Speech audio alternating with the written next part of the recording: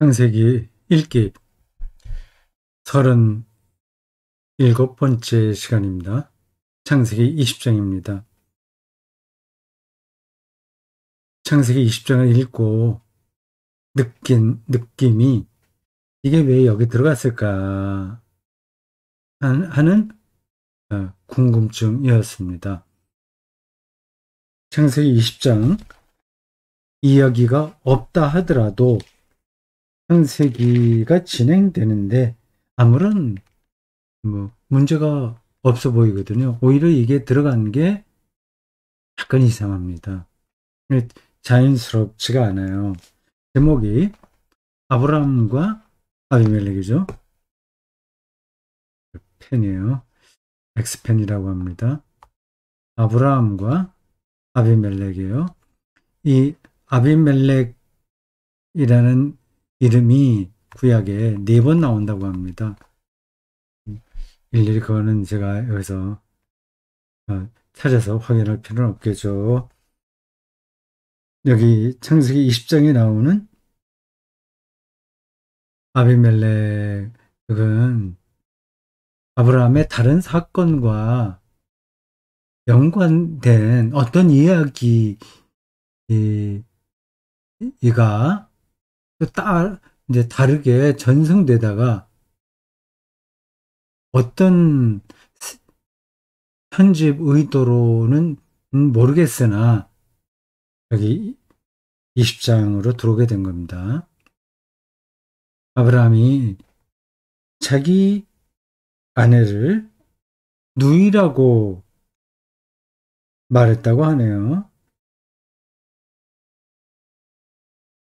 읽어가면 나오게 되는데, 근데 그 지역의 왕인 아비멜렉이 사라를 데려다가 자기 아내를 삼으려고 했는지, 자기 아내는 원래 있었겠죠. 부처로 삼으려고 했든지, 그렇게 시도했습니다. 근데 그 아비멜렉에게 천사가 나타났나? 하나님이 꿈에 나타나서 그러면 안 된다. 이거 누이가 아니라 아브라함의 아내다. 그렇다는 이야기입니다. 이거 비슷한 이야기가 창세기 12장에 나와요. 12장에는 아브라함이 12장 10절 이하입니다.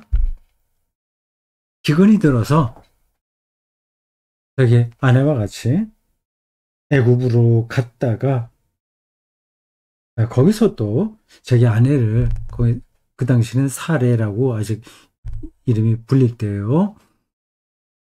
누이라고 이야기를 하는 바람에 그 사단이 일어납니다. 그래도 여호와께서 그 일을 바로잡아줘서 오히려 아브라함은 그 애굽 왕에게서 많은 그 선물을 받고 다시 돌아왔다는 이야기입니다. 그 창세기 12장 20절에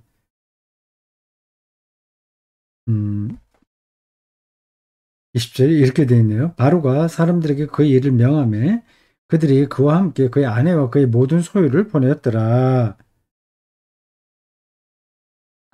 다시 12장 16절에 이렇게 나옵니다. 이에 바로가 그런 말미암아 아브라함을 후대함으로 아브라함이 양과 소와 노비와 암수 나귀와 낙타를 얻었더라. 그 사례를 저희가 바로 왕이 바로죠. 애굽의 왕이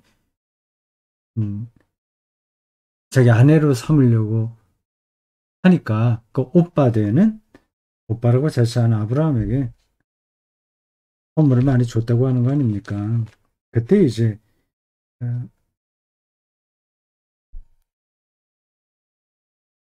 하나님께서 재앙을 내렸다고 합니다. 이제 깨닫고 이 바로가 아브라함에게 많은 이제 가라. 이제 네 아내 데리고 돌아가라. 이렇게 하겠습니다. 요 비슷한 이야기가 지금 여기 20장에 다시 나오는 거예요. 성서학자들에 따르면. 근데 이게 똑같은 일이 반복된 거잖아요. 한 번은 애굽에서 벌어진 거고, 또 한 번은 그랄에서 벌어진 겁니다. 똑같은 일을 반복한다는 건 좀 우습죠. 어쨌든 이 두 이야기에서 아브라함이 아내를 그 누이라고 속이했는데 그게 잘했냐 못했냐 그런 것에 대한 판단이 없어요. 평가가 없어요. 아내 덕분에 이 아브라함은 이제 재물을 많이 얻은 겁니다.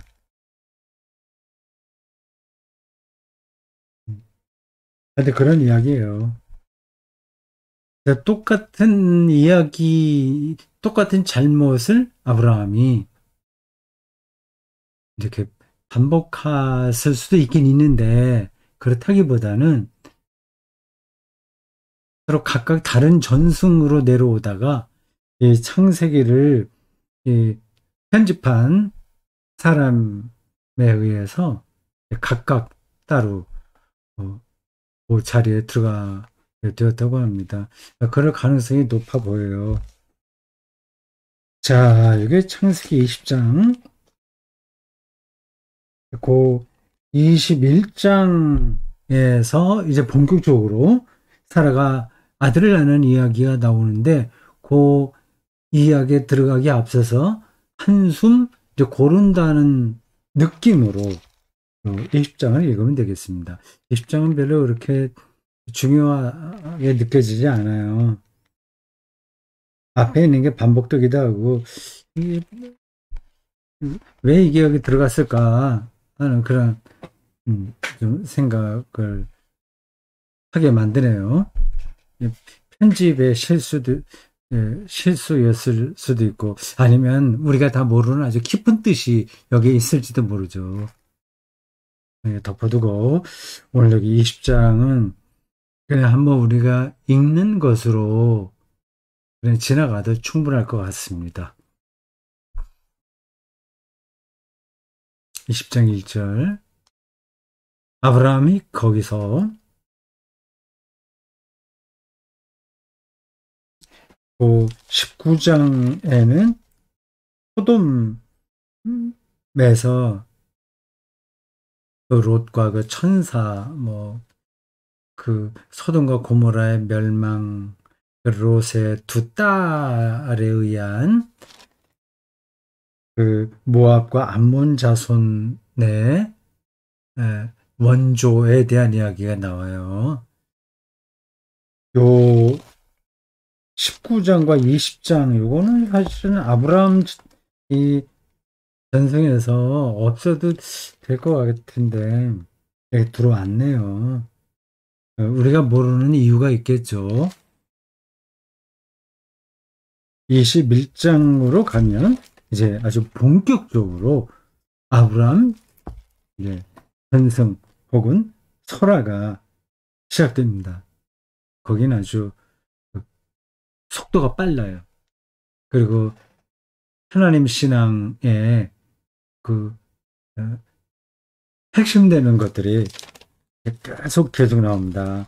이삭을 바친 이야기도 나오고요.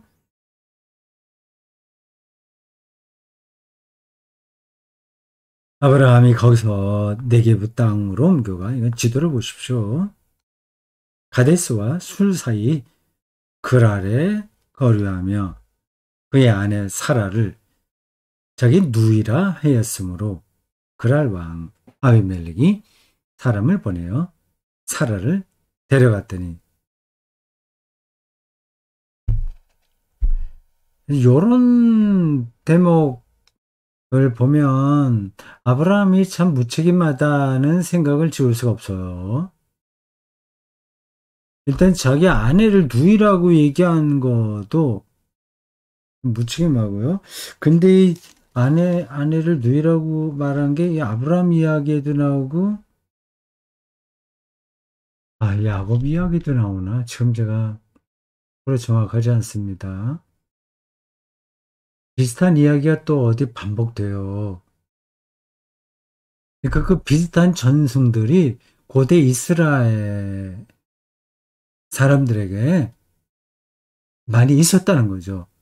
그 지역마다 다른 전승들이 내려오는 거죠. 그러니까 아브라함, 이삭, 야곱, 요셉, 이 전승도 그렇게 일관되게 있었던 게 아니라 각각 따로 다르게 있었던 게 나중에 이렇게 편집된 거거든요. 아내를 누이라고 말했다가 큰 위기에서 하나님이 개입해서 오히려 유종의 미를 거두게 했다. 그런 전승들이 고대 이스라엘 역사에 여러 개 있었던 것 같습니다. 네, 아브라함 요 이야기만 본다면 다른 대목에서도 여러 번 나타난 그 흔적인데 아브라함이 좀 우유부단합니다. 여러 군대에서 그런 흔적이 나타나요. 자기 아내를 그랄 왕 아비멜렉이 사람을 보내서 데려갔는데 아무 말도 못했다는 거 아닙니까? 미리 겁먹고 자기 누이라고 이야기를 했던 것 같아요. 자기 아내라고 한다면 자기를 해코지하고 여자를 강탈해 갈까봐 그랬다라는 이야기가 음, 여기에 나옵니까? 아니면 다른 전승에 나옵니까? 그렇게 되어 그렇습니다. 그 밤에 하나님이 아비멜렉에게 현몽하시고 그에게 이르시되 꿈이죠, 꿈. 그에게 이르시되 네가 데려간 이 여인으로 말미암아 네가 죽으리니 그는 남편이 있는 여자임이라. 사실 한 지역의 왕이라고 한다면 저런 꿈을 꿨다고 해서 자기의 일을 그 시도를 포기하지는 않죠. 남편이 있으면 그 적당하게 돈을 주고 해결하든지 아니면 더 나쁜 방식으로라도 해결하고 그 여인을 독 차지하잖아요. 사라를 데려갔는데 그 밤에 하나님이 현몽했다고 합니다. 그러면 이 사라와는 그 밤 거기에 같은 침상에 있었을까요? 아닐까요? 그것도 뭐 중요하지 않죠. 네가 죽으리니 그는 남편이 있는 여자입니다. 이런 표현도 그렇게 논리적으로 들리지는 않습니다. 남편이 있다고 한다면 방금 말씀드린 대로 남편을 처리하고 여러 가지 방식으로 그 여자를 자기에게 취하겠죠. 근데 그런 것으로 이런 꿈에 뭐를 봤다고 해서 이 아비멜렉이 뭐 하나님을 믿는 사람도 아니잖아요.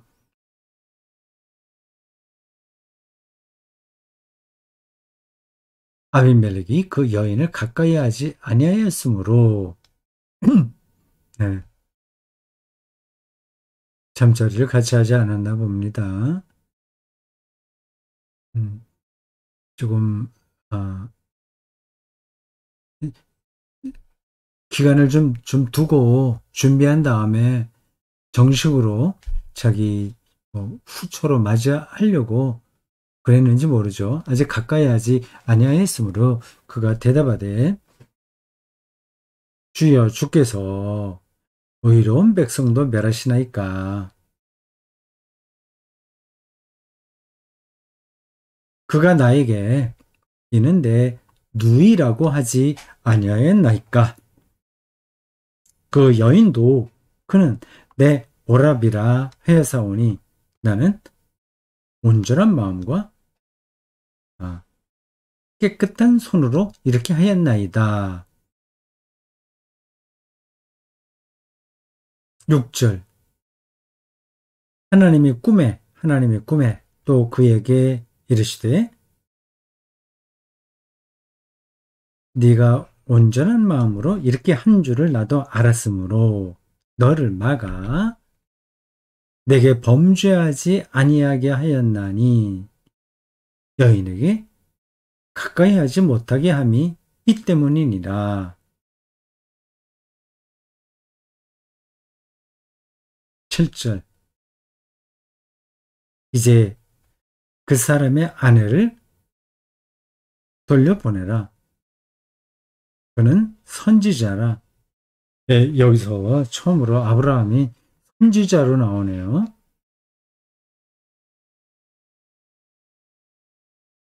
네, 특별한 표현입니다. 여태까지는 그 창세기 요 20장에 이르기까지 아브라함 이야기가 11장인가 12장부터 나오죠. 선지자라는 표현이 없었는데 여기 선지자라는 말이 들어가네요.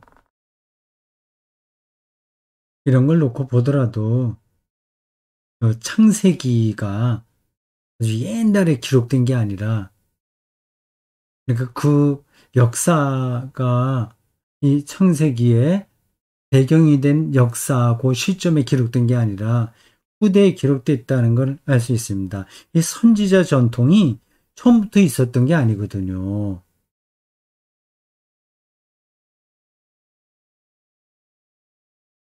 그건 엘리야 이렇게 올라가게 되면 엘리야가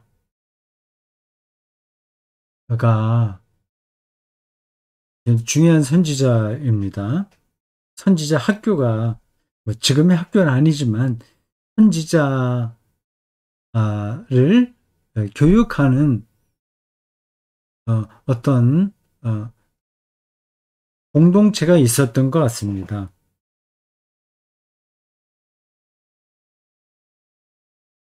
뭐 선지자 많죠. 근데 그게 다 후대에 있었던 거예요. 이 아브라함 시대에는 선지자가 아예 가능하지 않았습니다. 선지자는 굉장히 후대에 있었던 거예요. 아브라함, 이삭, 야곱, 요셉 그 시절 지나가야 되죠. 그리고 애굽으로 가서 400년 동안 머물지 않습니까? 그리고 이제 모세가 자기 백성을 이끌고 나오잖아요. 그래서 세월이 많이 흐른 거죠. 그리고 40년 동안 광야를 지난 다음에 가나안에 정착하면서 천천히 그 사사들과 제사장들 그리고 선지자 전통이 그때 나오게 된 겁니다. 그 최초의 선지자, 예, 선지자요. 최초의 선지자라고 한다면 사무엘일까요? 사무엘은 좀 독특한 사람입니다.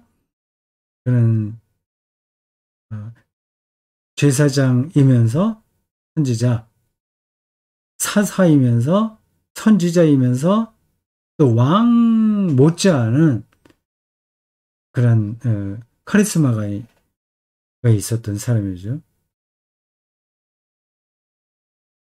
이 선지자라는 명칭을 아브라함에게 붙인다는 거는 그 시대로 본다면 자연스럽지는 않아요. 그러나 이거를 기록한 사람이 훨씬 후대 사람이기 때문에 아브라함에게 저런 명칭을 붙인 것 같습니다. 다른 때도 제가 짚은 말씀이지만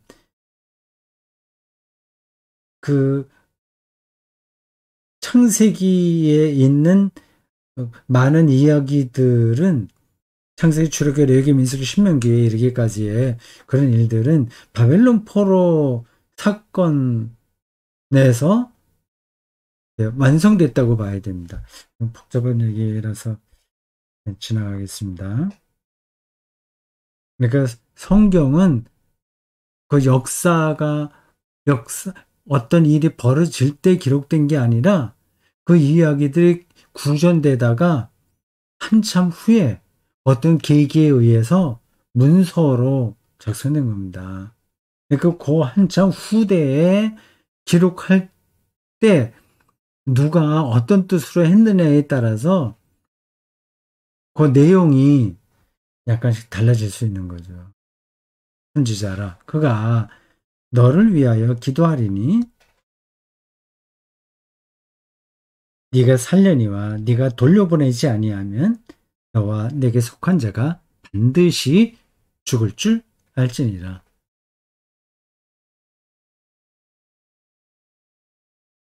아비멜렉이 그날 아침에 일찍이 일어나 모든 종들을 불러 그 모든 일을 말하여 들려주니 그들이 심히 두려워하였더라.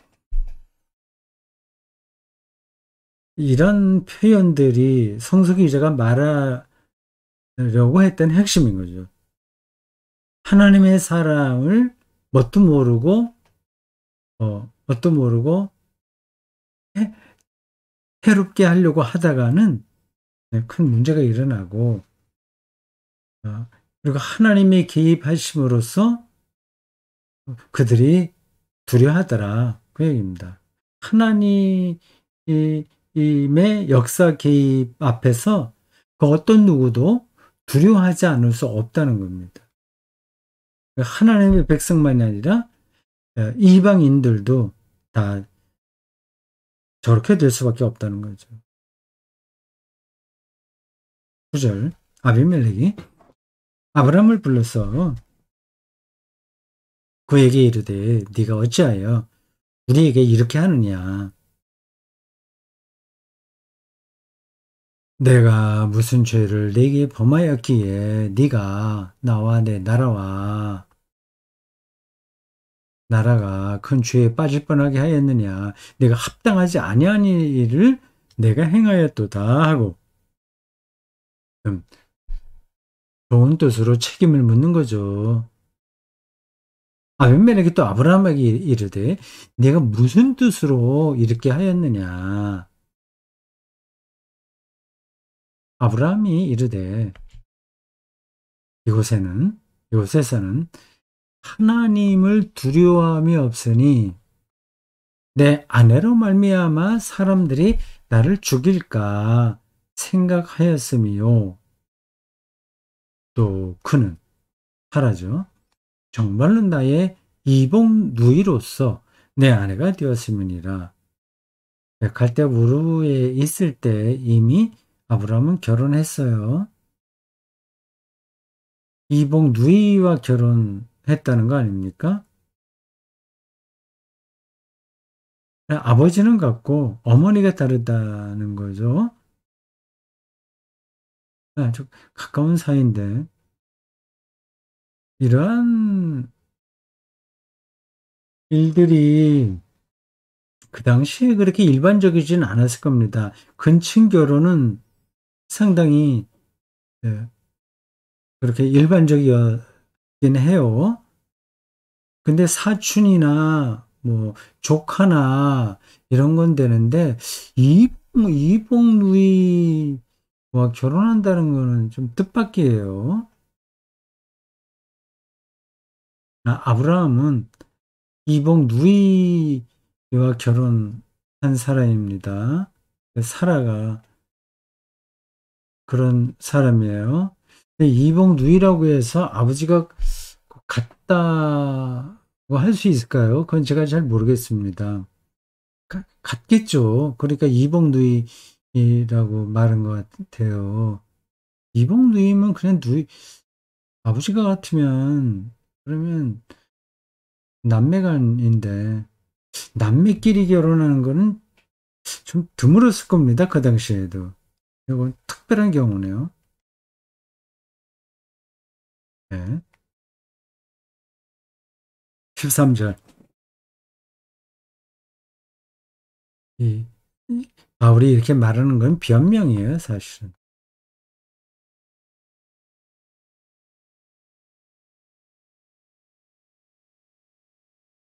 두 가지 이유를 대는 거 아닙니까?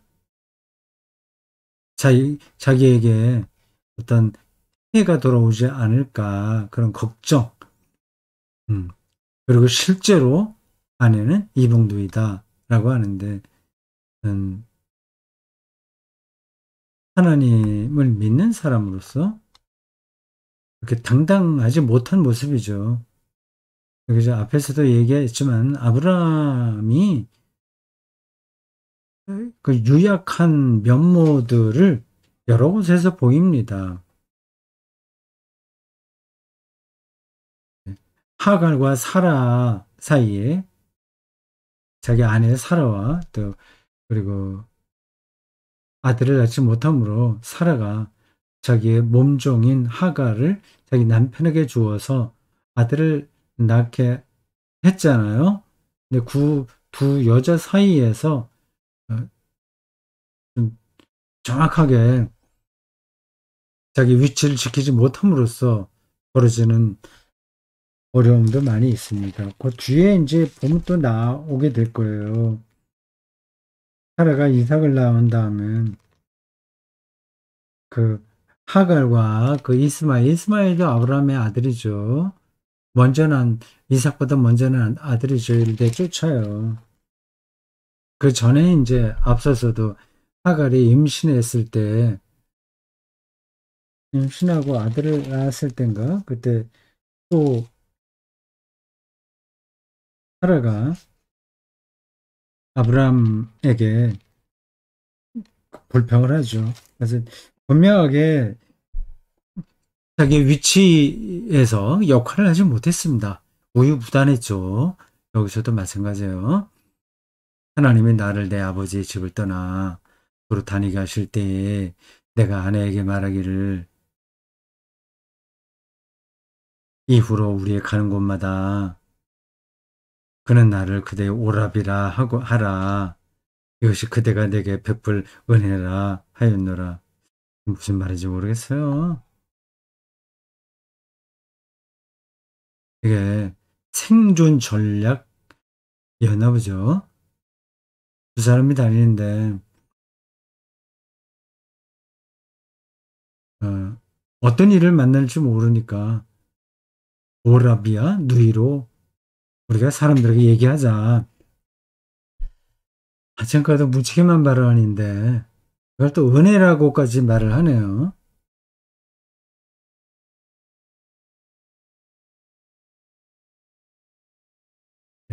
그 속사정은 제가 잘 모르겠습니다.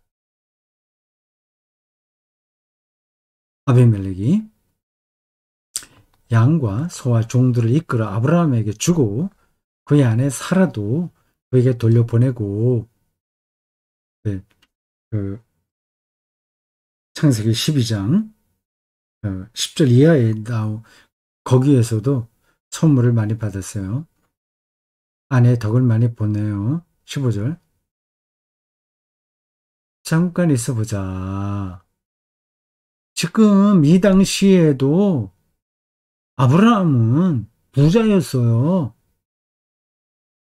양과 소와 종들을 받지 않아도 될 정도로 정말 부자였습니다. 그리고 나를 죽일까 생각했다고 하는데 자기 밑에 있는 종들이 수백 명이나 됐거든요.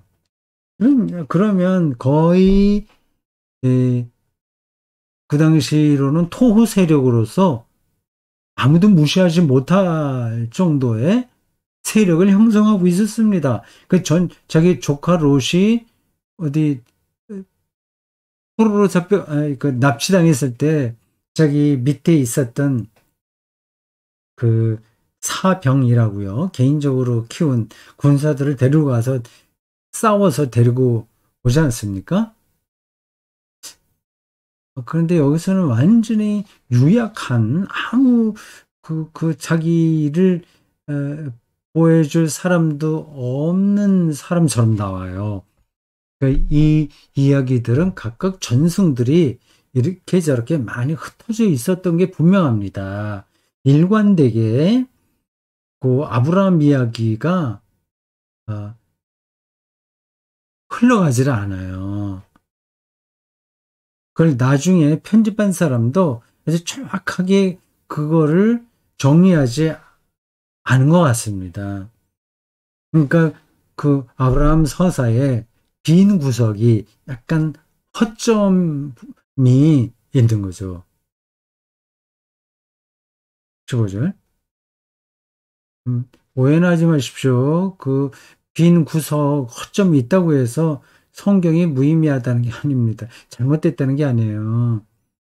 성경은 그러한, 음, 이런저런 오류, 를 전혀 문제로 삼지 않고 그들의 하나님 경험을 드러내는 문서입니다. 왜 거기서 그 좀 완벽한 어떤 그 논리적인 거를 찾으려고 하면 안 돼요. 과학적인 사실을 여기서 찾으려고 하면 안 됩니다. 신문 기사를 보려고 하면 안 돼요. 아브라함에게 이르되 내 땅이 내 앞에 있으니 네가 보기에 좋은 대로 거주하고 사라에게 이르되 자기 여자로 삼으려고 했었던 사라에게 은 1,000개를 내 오라비에게 주어. 오라비라고도 하고 남편이기도 하죠. 요즘 뭐 젊은 부부들 보면 자기 남편을 오빠, 오빠 이렇게 부르더라고요. 성서적인 전통이네요. 그러고 보니까. 사라가 자기 남편을 오빠라고 불렀잖아요. 그것으로 너와 함께한 여러 사람 앞에서 내 수치를 가리게 하였노니 내 일이 다 해결되었느니라. 예, 예. 자칫 예, 이 아비멜렉의 여자가 될 뻔했는데 그 모든 수치를 은 1,000개로 해결된 겁니다. 아브라함이 하나님께 기도하며 하나님이 아비멜렉과 그의 아내와 여종을 치료하사 출산하게 하셨으니 여호와께서 이왕에 아브라함의 아내 사라의 일로 아비멜렉의 모든 집의 모든 태를 다시 닫으셨습니다. 이것도 좀 논리적으로 좀 이상한 문장이긴 한데 어떤 걸 얘기하려고 하는지는 압니다. 네. 하나님께서 아브라함의 기도로 그 아비멜렉 집안을 융성하게 했다고 하는 겁니다. 자, 여기까지 하겠습니다.